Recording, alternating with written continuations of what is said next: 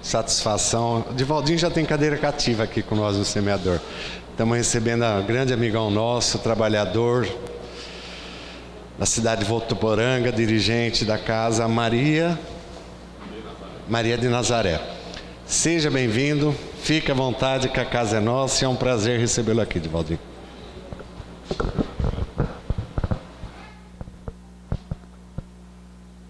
Boa noite para todos. Que Jesus, o amigo incondicional de nossas almas, permita-nos sempre alcançarmos a própria paz. A doutrina espírita, uma doutrina por excelência, que abarca o conteúdo necessário para quem deseja alcançar a própria paz interior. Naturalmente que assenhorearmos-nos do conhecimento da doutrina permite-nos alcançar os horizontes mais amplos da vida. Viver não é fácil. Viver bem é dever de todos nós que filiamo-nos a uma doutrina, a uma religião, a uma filosofia, a um modo de vida. O importante é que toda religião que conduz o homem a Deus, ela é importante. Todas as demais religiões conduzem os homens à vida da retidão, da consciência do dever retamente cumprido. A doutrina espírita, em um dos seus postulados, a reencarnação. Naturalmente, que nós iremos ver nessa noite um tema, reencarnação de Segismundo. O espírito André Luiz, ele vai abordar para nós uma reencarnação, um fator de reencarnação. Se perguntarem para mim quantos, é inexplicável, trocentos, 400 casos de reencarnação.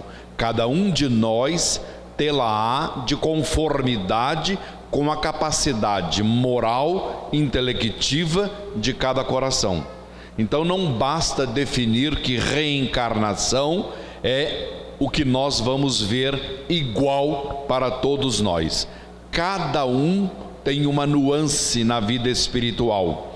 Cada um tem uma morte peculiar à sua personalidade. A doutrina espírita, ela vem mostrar-nos um dos fatores da reencarnação. Concomitantemente, tudo o que confere ao processo da reencarnação, é aí que nós vamos compreender a lei de ação e reação, o que é que ocorre dentro do reduto de uma família, a menor célula da sociedade humana. Esse trabalho foi elaborado pelo desenhista Mozart Couto. Todo esse trabalho é de um centro espírita em Santana, Zona Norte, Américo Sucena. É um senhor que elabora os textos e depois o Couto e mais uma equipe, eles programam os desenhos. O livro é o Missionários da Luz, o Espírito André Luiz e também o médium Chico Xavier. Todo esse trabalho foi autorizado pela Federação Espírita Brasileira. Então nós vamos conhecer agora o processo da reencarnação. O cavalheiro do meio é Herculano, o de amarelo é o Alexandre e o outro é o André Luiz. Eles estão na cidade da casa transitória. Missionários da Luz, eles estão observando o templo e conversando. O Alexandre procura o amigo Herculano para pedir uma intercessão a um amigo que irá reencarnar. Poderiam dizer para nós: ah, Divaldinho, Isto daí é política no mundo espiritual. Ora, não é cada um segundo as suas obras? Cada um segundo as suas obras. Nós vamos observar uma coisa: se eu tenho um automóvel, posso emprestá-lo para levar a alguém que está enfermo. Se a nossa casa, o semeador, tem condições de fazer uma mudança de uma família que está num outro bairro para este bairro, economizando R$800, devê-lo-á fazer. Estamos ajudando. O que ele, Alexandre, foi fazer é pedir um auxílio, uma intervenção para que o ajude, porque ele está vivendo um momento de muitas dificuldades. Aqui estão. Este quadro é o que vai desenrolar na reencarnação de Segismundo. Adelino é aquele cavalheiro lá em cima. Aqui é Raquel e o Segismundo. Na nossa vida, meus amigos, o Chico Xavier dizia-nos sempre: o orador, quando sai para uma palestra, deve levar consigo a esposa, para que não encontre a alma gêmea no outro caminho. É uma verdade. Nós vivemos imersos em um mundo de energias. Nós nos conhecemos pelo processo da reencarnação. Então é muito interessante o cuidado que nós deveremos ter. As pessoas, quando encontram afeto, carinho, atenção, solidariedade, muitas vezes elas se confundem devido ao excesso do tratamento que nós lhes damos.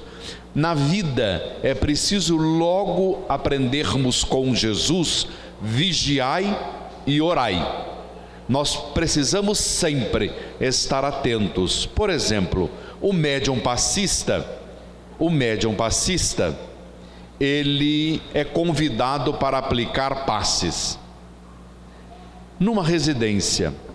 Ele deve ir antes, deve consultar um amigo para que vá junto, porque nós não sabemos o que nós vamos encontrar.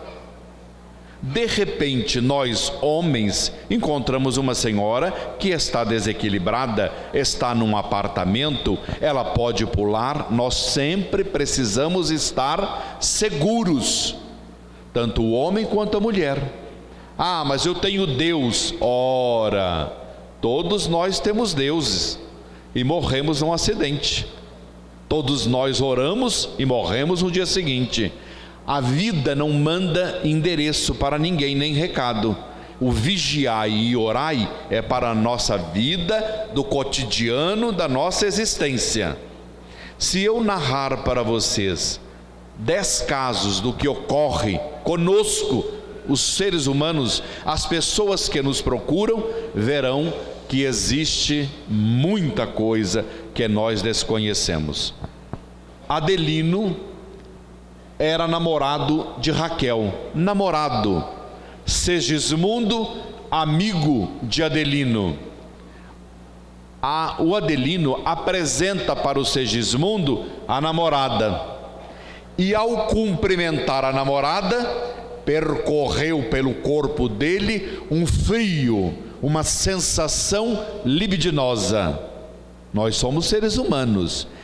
Comigo não ocorre. Não minta, todos nós sentimos algo. Nós não podemos esquecer que avizinhamos-nos da animalidade, que avizinhamos-nos das sensações físicas que ocorrem com qualquer um de nós.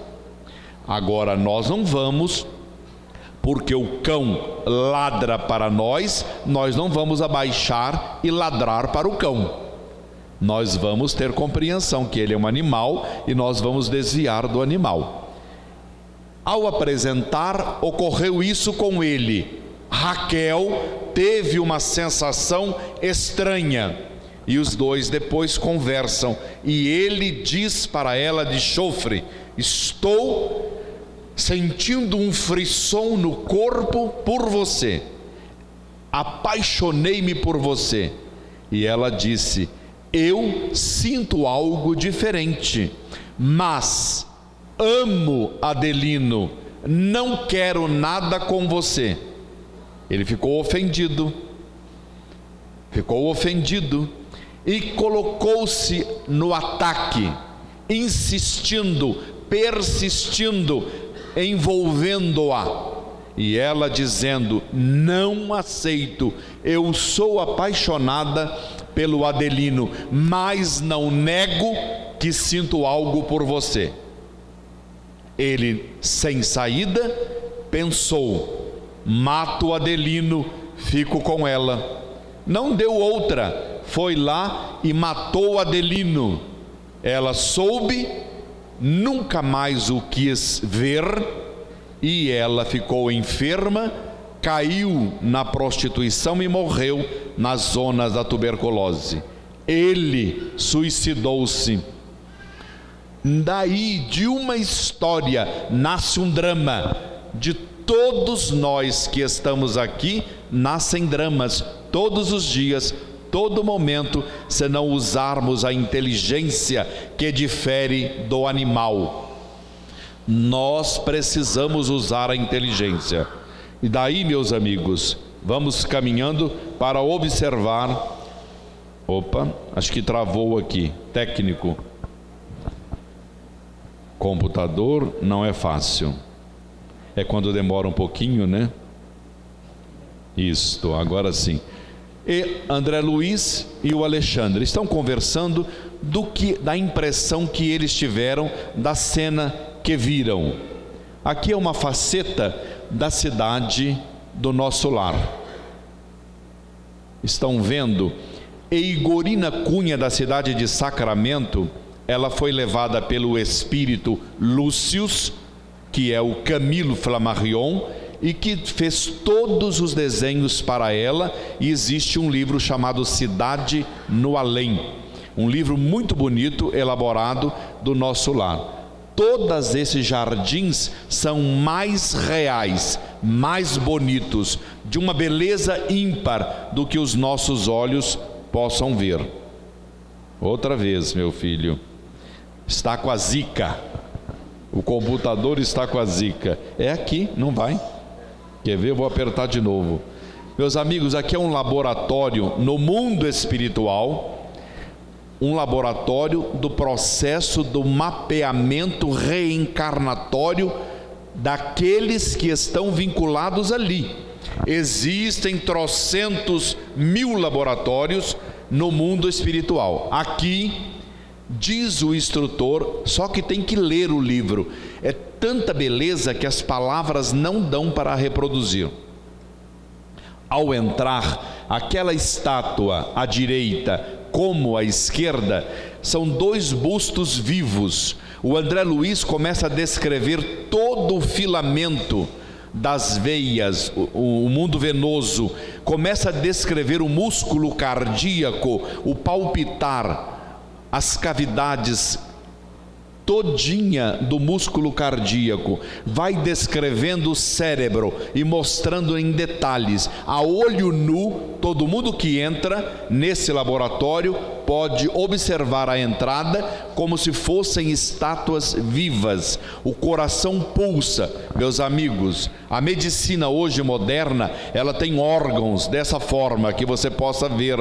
Imaginemos isso escrito em 1943. Nenhuma faculdade tinha um corpo visível a olho nu como nós temos nas telas do computador. Lá em 1943, quando escreveu, já tinha todo esse trabalho. E ao adentrar, eles são recebidos. Ah, meu filho, está tudo descontrolado. É aqui que eu aperto, olha aqui, ó. Só um minutinho que o técnico vai ver.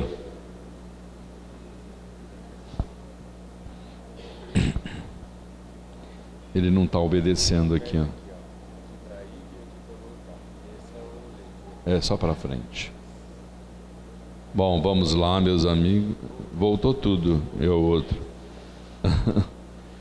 Vamos chegar lá. Aqui é um jovem Manassés.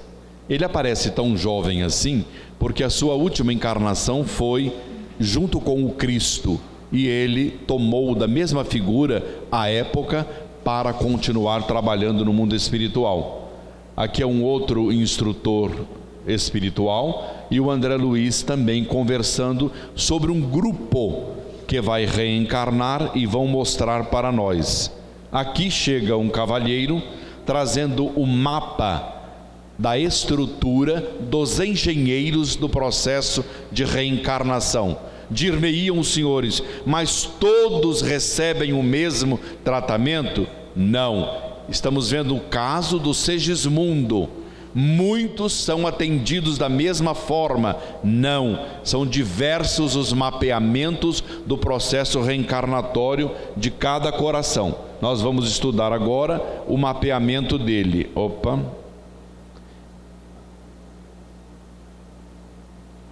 Vejam o laboratório no mundo espiritual.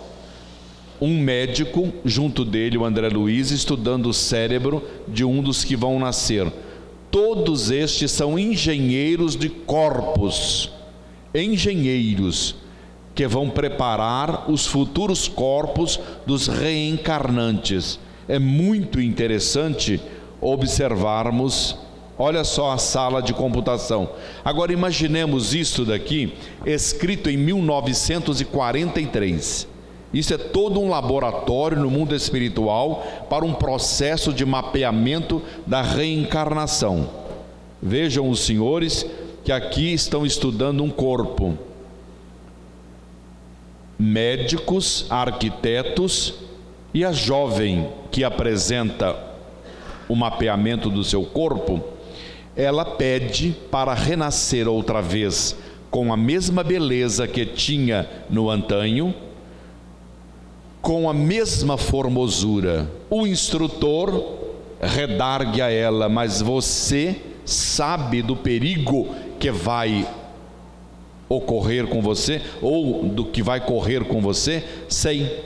Só que dentro do mapeamento reencarnatório dela, ela escolhe toda a beleza, só que aos 23 anos ela vai ter uma disfunção da tireoide, uma glândula hormonal violentíssima que causa problemas, e as pessoas desavisadas acham que é mediunidade. É um descontrole da glândula hormonal que leva o indivíduo a ter sensações até mediúnicas, mas que precisa ser tratado a glândula da tireoide, esse hormônio violento. Bom, nesse exato momento ela vai ter uma disfunção. Nenhum médico descobrirá, e ela passará a ter 230 quilos. O rosto será de uma beleza ímpar, mas ela vai viver com a deformidade do corpo para poder consciência avaliar o que ocorreu com ela diante da existência. Cada um de nós que estivermos passando por um problema, temos que analisarmos como nós estamos diante da vida. Como eu vivo? Por que sofro? Existe uma causa que é o nosso passado. Existe a causa atual, que é a nossa imprudência diante da vida. Um amigo meu esteve agora em novembro do ano passado num médico pneumologista. Apareceu-lhe um nódulo, ele é fumante e foi no pneumologista. O pneumologista olhou as radiografias, viu todo o mapeamento e disse a ele tratar-se de um tumor depois da biópsia cancerígeno. O moço saiu do gabinete e em seguida sai um médico fumando o seu cigarro. Ora, o médico tem conhecimento de causa, mas não tem conscientização do que provoca o tabaco no pulmão. Ele conhece, como muitos de nós sabemos, mas falta-nos conscientização, porque a vida, quando o indivíduo conscientiza-se, ele não mais precisa daquilo, ele passa a viver sem depender daquilo ali. Vamos ver um outro aspecto. Esse sujeito aqui está apresentando um novo corpo que ele terá na terra. Vejamos que interessante. Estas pintas no estômago dele irão nascer com ele.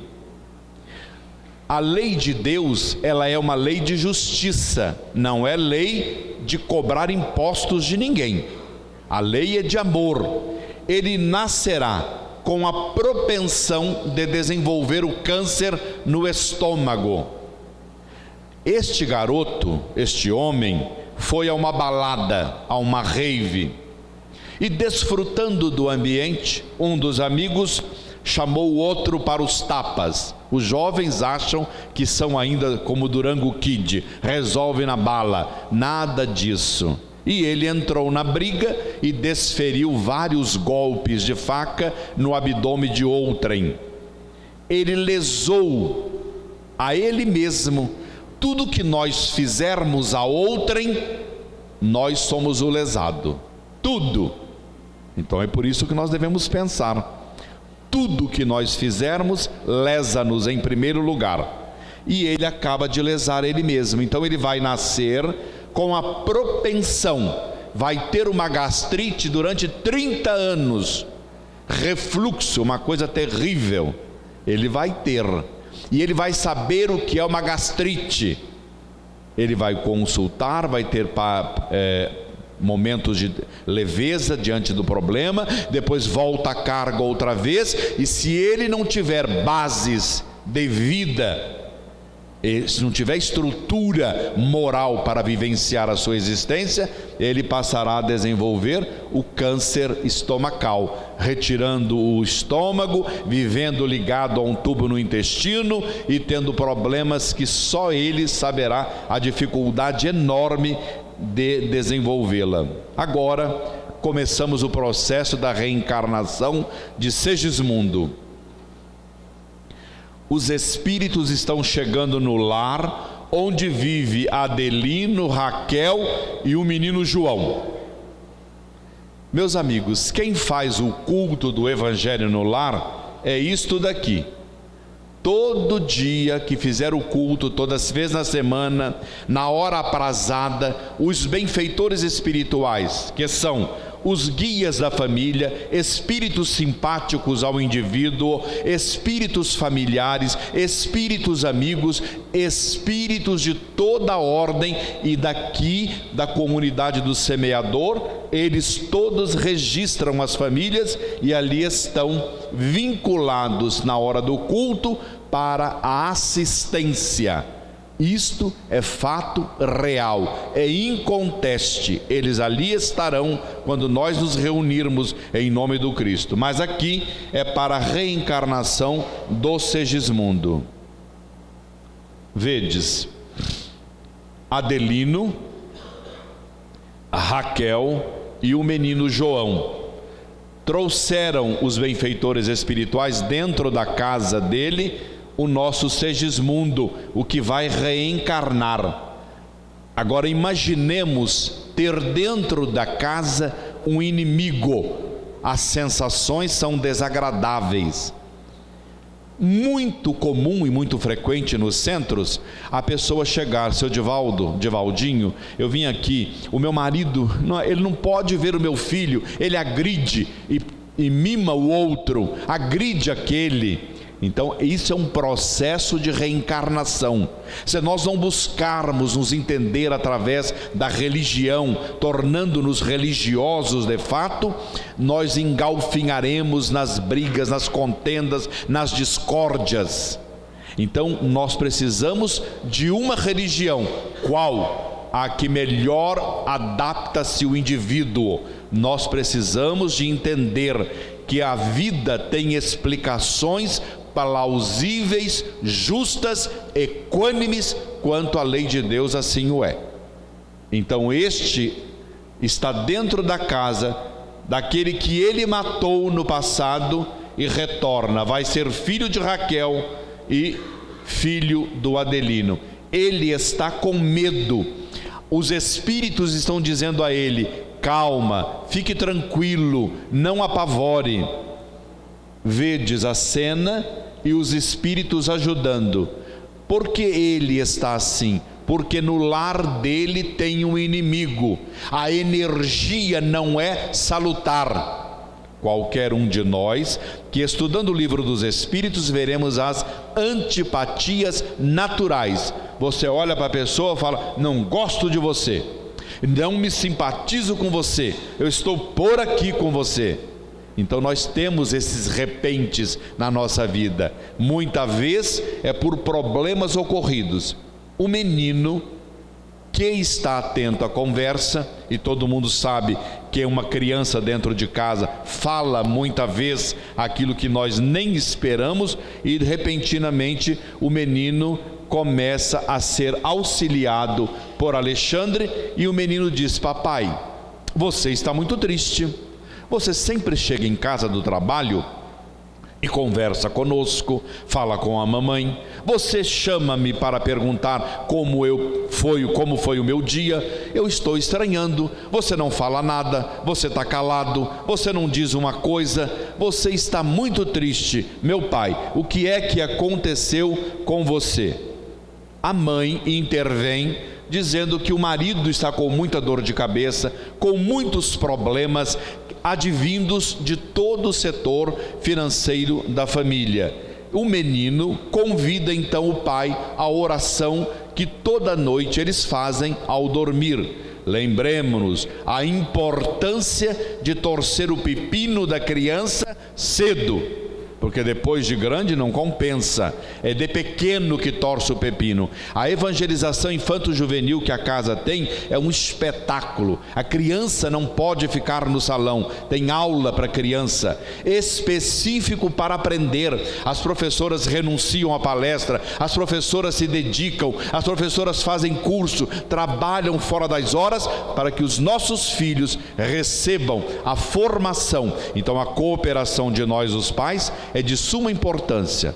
Inadmissível deixar uma criança de 7 anos em casa, vir ouvir a palestra e o menino perde a evangelização enquanto fica no videogame. Mas quem pariu deve ser responsável pela criança. Meus amigos, olha a oração. Nesse momento em que eles estão orando, os espíritos estão preparando o casal, logo logo estarão fora do corpo. Vejamos, isto daqui ocorre conosco todas as noites. Agora, quando nós nos preparamos a contento, ora, quem é de nós que dorme sem escovar os dentes, sem tirar a maquiagem, as mulheres, tirar a pasta de Lancôme, de Helena Rubinstein? Quem é que dorme sem tirar o batom? Ninguém. Tudo tem que ser reposto.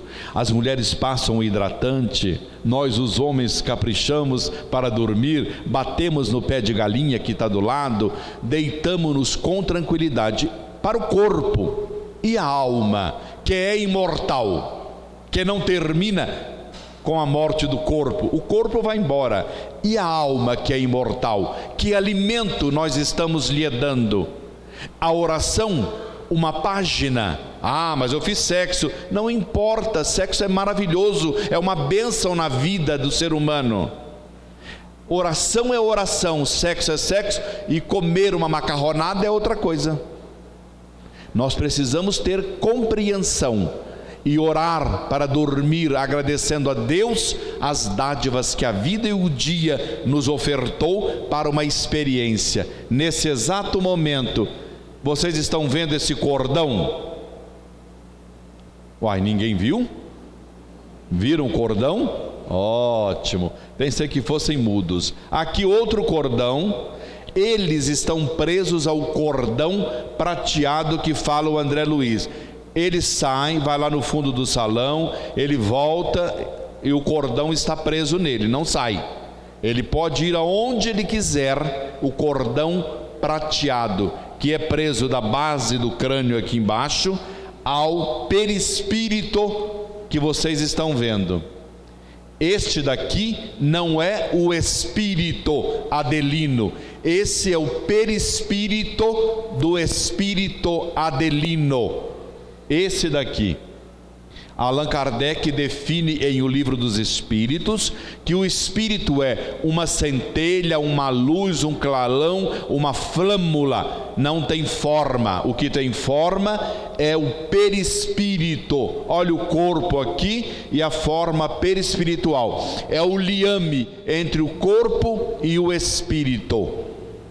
É o liame que prende eles. Os espíritos estão todos em volta. Ele sai do corpo ressabiado, com medo. Por que ele sai com medo? Porque ele está sentindo a presença do Segismundo, que não lhe é afeito. O nosso Adelino, ele é católico. Quando ele vê o Alexandre, ele começa a dizer: ai, que bom, anjo bom que você veio agora. Eu não sei o que ocorre, eu olho para aquele cavalheiro e sinto mal, eu não fico bem ao olhar para ele. E o Alexandre, dentro da concepção católica dele, dá-lhe a orientação de que é um amigo, que precisa ser perdoado por problemas que eles tiveram, e aí vai orientando, vai dando-lhe instrução. No final, eles estão envoltos pela presença dos espíritos. O perdão não ocorre do dia para a noite. O perdão leva milênios para dissolver. O que nós estamos vendo aqui é um envolvimento. Se nós nos reunirmos em conversa, poderemos até nos abraçar, mas aquilo que está em nós não sai, leva tempo, precisa ser trabalhado, crestado as arestas, modificado a paisagem, entender que o outro erra tanto quanto eu erro, que todos nós erramos, e assim sucessivamente. Eles estão todos envoltos. Agora eles estão felizes pelo primeiro reencontro que tiveram entre o futuro pai e o nosso Segismundo. Aqui os espíritos todos se preparando para a continuidade do processo da reencarnação. Vedes a alegria em que está o casal. Já passou aquela sensação. O nosso amigo Alexandre está com um mapa cromossômicos do futuro reencarnante. Ele tem toda uma estrutura onde poderão interferir e ajudar o nosso Segismundo. O Segismundo, lembrem-se que ele se matou. Ele vai nascer dependente da mãe. A mãe vai o ter o dia inteiro para tomar conta. Ele vai nascer com problemas cardíacos seríssimos, não poderá casar-se, vai viver às expensas do pai e da mãe. A mãe que ele amou como mulher, desejou, vai tê-lo nos braços. A lei de Deus é perfeita. O pai que ele tem aversão, ele terá que entender o pai, compreender o pai, ajudar o pai, trabalhar com o pai e ao mesmo tempo receber os mimos da senhora sua mãe. Então, a lei coloca-nos juntos para quê? Para aprender. A única finalidade é para aprender. É preferível, às vezes, muitos jovens dizem: meu pai é quadrado, eu não aguento mais, meu pai é quadrado, minha mãe é quadrada. Digo-vos, é preferível que o pai e a mãe sejam quadrados, porque quando cai, fica no mesmo lugar. O pai redondo rola a ribanceira abaixo e você nunca é educado, nunca tem formação alguma. Então é preferível que o pai seja um pouco quadrado, porque fica nos postulados do processo da educação, que é muito bom. Educar hoje é uma arte das mais importantes da vida. Agora nós vamos ver aqui o restringimento. Livro dos Espíritos trata do restringimento do perispírito. Nós vamos ver aqui o nosso amigo Segismundo receber o tratamento. O Livro dos Espíritos orienta-nos que o perispírito tem propriedades e funções. Depois todo mundo tem que ver. É por isso que ele vai restringir o seu perispírito. Olha, o nosso lar visto de longe. O nosso lar está na psicosfera da Terra, onde todos nós que saímos da Terra passamos pelo nosso lar. Não ficamos, passamos até pelo umbral. O umbral circunvizinha-se toda a crosta da Terra. Passamos pelo umbral. Uns ficam, outros não. Na verdade, é uma experiência inusitada. E aqui, o Alexandre está dando passes transversais e longitudinais para que ele possa restringir. Olha o nosso amigo como está. Aqui tem claridade, não dá para ver, mas é uma forma fetal. Não sei se aí no fundo conseguem ver. Ele está um bebê, uma forma fetal. O perispírito tem a propriedade de elasticidade, penetrabilidade, ele restringe, diminui, e assim a plasticidade que ele tem permite isso. Aqui, enquanto o casal está na relação sexual, no coito, eles têm no mundo espiritual a forma perispiritual, o espírito, o perispírito do novo reencarnante. Está aqui, que vai num processo renascer. Opa. Bom. Ele vai diminuir o brilho. Vamos voltar à imagem. Vamos ver se dá para voltar, para vocês verem o restringimento. Dá para ver, né? Melhorou. O professor ali anota 1000. Olha aqui o tamanho. Olha a diminuição. O perispírito tem toda essa propriedade e vai diminuindo. Ele, Segismundo, vai ganhar uma outra forma quando da união que nós vamos ver. Agora, professor, não passa. Acabou a pilha. Acho que acabou. Deixa eu ver aqui. Não, tá certo. Tem que virar aqui. É.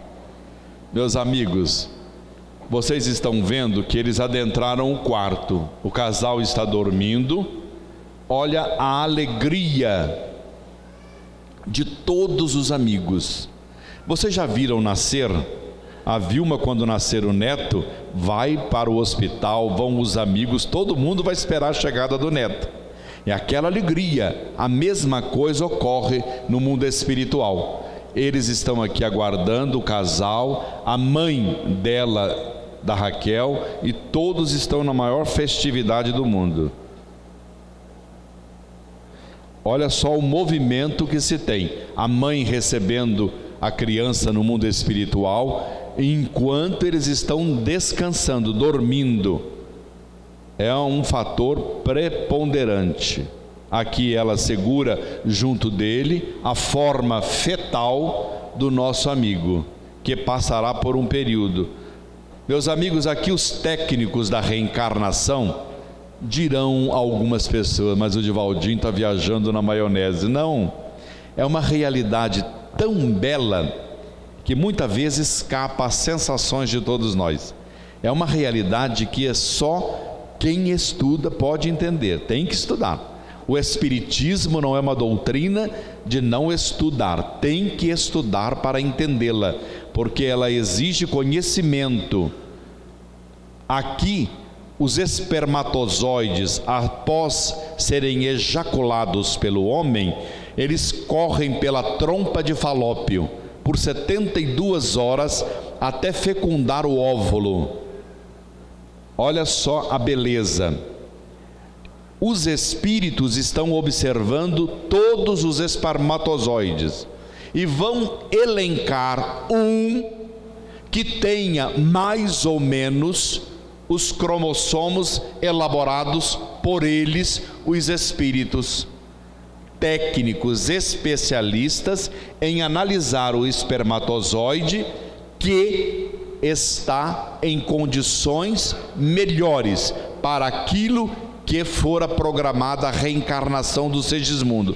Quando eles escolhem, eles lançam um jato de energia e ele então sai a galope, fecundando o óvulo, como nós estamos vendo. É uma das belezas da reencarnação. Aqui, nesse exato momento, qualquer indivíduo que fizer ou praticar o aborto é um crime contra alguém indefeso, que já está vinculado e que tem vida. Eu já fiz. A lei de Deus é uma lei de amor, não é uma lei de castigo. Não vamos nos lamentar e chorar, vamos aprender que nesse exato momento já está o indivíduo reencarnado. André Luiz, nas obras subsequentes, mostra que o espírito vai ter um período até os 7 anos de idade para completar o processo reencarnatório. Daí o processo da educação, formatar o indivíduo para que não haja amanhã choro e ranger de dentes dos pais. Então é preciso perseverança dentro do processo da educação. Aqui são os passes para o casal, já se completou o processo da reencarnação. Aqui é todo, no mundo espiritual, uma festividade, e aqui, alô, até logo, bye bye, os instrutores vão embora, que já se completou o processo da reencarnação. Meus amigos, a doutrina espírita por excelência, ela, ao explicar-nos o processo da reencarnação, nós poderemos observar a nossa família, eu, Divaldinho, a minha família, meu pai, meus irmãos e minha mãe. Qual é o vínculo que eu tenho com eles? Ora, com o conhecimento da reencarnação, eu consigo entender por que é que meu pai agia assim comigo, por que eu ajo assim com um irmão e que não o posso ver, o que é que faz com que o meu filho olha para o meu pai e briga comigo e chega até dizer: eu meto a mão em você. Por que motivos dir-me-ia um filho assim? Por que é que a mãe rejeita num estado de febre puerperal a criança que acaba de ser jogada, expulsa do útero, e a mãe vai embora e a criança fica no chão ainda jogada? E a mãe nunca mais quer ver aquela criança. Uma febre puerperal que ocorre. Na minha cidade ocorreu muita vez e eu tive oportunidades de ajudar e ver, e sei quem é, e a mãe nunca mais quis ver a criança. E eu vi uma cena também, num estado de gravidez numa favela, a criança veio à luz do dia e a mãe gritava: tira daqui porque eu mato. E tiramos a criança, levou embora, e a mãe vive muito bem, e a criança vive melhor ainda sem a mãe.